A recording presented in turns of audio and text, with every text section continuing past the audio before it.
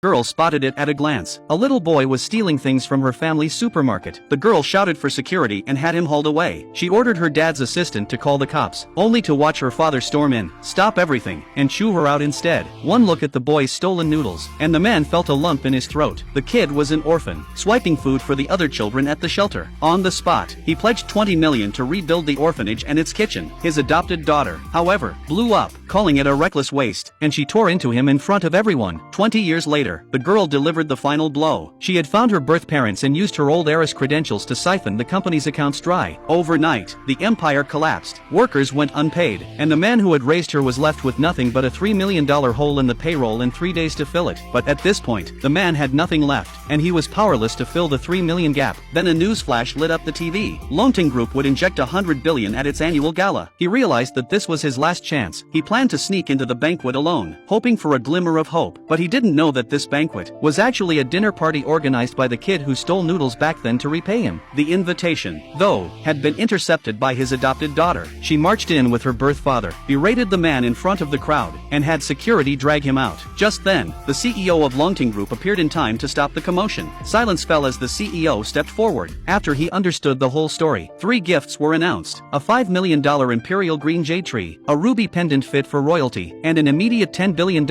investment to revive the ruined company. Plus, the CEO would personally cover the $3 million debt. Security then escorted the adopted daughter and her family out while guests watched in stunned silence. But the storm wasn't over. She had secretly signed a $10 billion contract in the company's name. Default would trigger a penalty that would finally bury the man who once showed her kindness.